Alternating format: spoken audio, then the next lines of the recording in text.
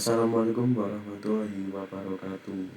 Perkenalkan, nama saya Muhammad Afif Domilawan dengan NIM 240615110025. Di sini saya akan menjelaskan dengan dua metode, yaitu turunan dan secant, dengan judul analisis laju data sensor suhu menggunakan metode definite difference dan metode secant. Penjelasan singkat studi kasus.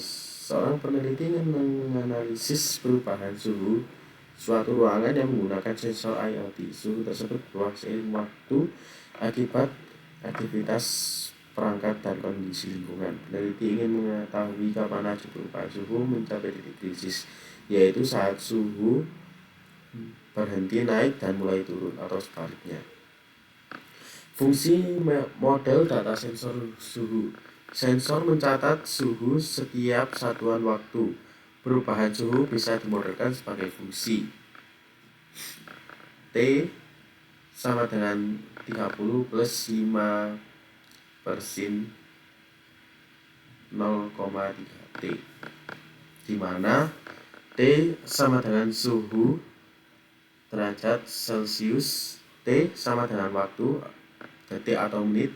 Suhu berfluktuasi karena perubahan aktivitas sistem.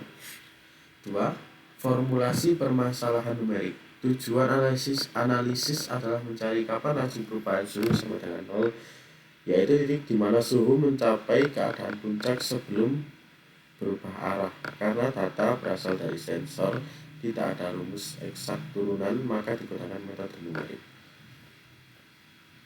Metode turunan numerik finite difference menghitung laju perubahan suhu, menghasilkan data perubahan suhu per waktu. Karena turunan hanya tersedia sebagai data diskrit, bukan rumus analitik, maka digunakan metode secant untuk menemukan akar fungsi.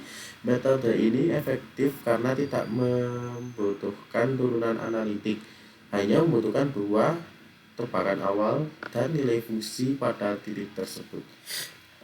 Nomor 3, rumus dan logika iterasi.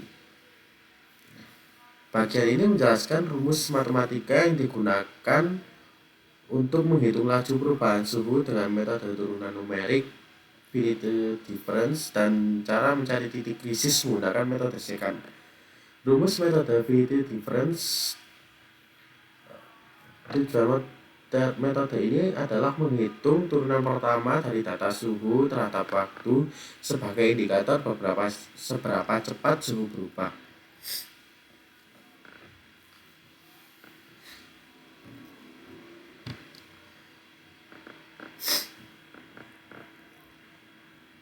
Nomor 4, solusi step dan iterasi awal. Parameter awal data sensor suhu sama dengan hasil pengukuran per detik. Fungsi target Ft sama dengan T. Tujuan untuk mencari nilai T ketika T sama dengan 0, yang menandai puncak suhu atau saat perubahan suhu berhenti. Contoh dataset awal, misalnya 0 detik, terus suhunya 30 derajat Celcius, 1 detik. Jadi semakin bertambah detiknya, suhunya semakin menambah. Turunan menggunakan central difference, seperti kalau central difference itu misalnya 1 detik, maka hasilnya 5 derajat Celcius. Semakin turun angkanya, semakin naik angkanya, semakin turun suhunya. T4 sama dengan 0, suhu mencapai titik stabil pada titik keempat. Contoh iterasi mode secant, misalnya 2 titik awal turunan, T sama dengan 2, Ft sama dengan 4, T sama dengan 3, T 1 sama dengan 2. Iterasi 1, 2, 3, 2, 4 mendekati titik krisis 2, 3, 4, 0. T titik krisis ditemukan. Kesimpulan, suhu berhenti berubah dan mencapai nilai maksimum pada detik keempat.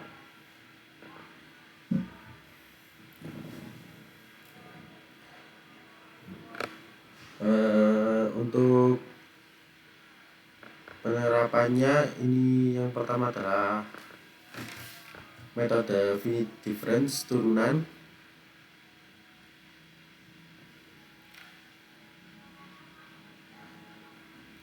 Di sini ada data suhu terhadap waktu. Di sini waktunya saya mengisi dengan 0, 1, 2, 3, 4, 5. Dengan suhu yang pertama detik ke 0 itu 30, detik ke 1 itu 32,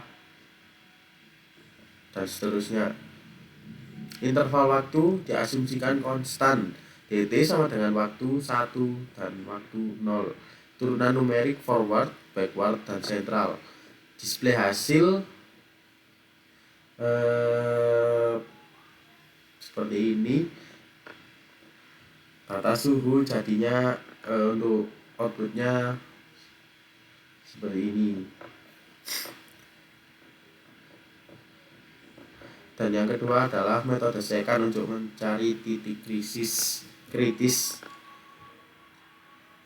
Fungsi turunan model regresi atau fungsi turunan yang kamu dapatkan. Contoh misal model laju suhu mendekati min 2x plus 10.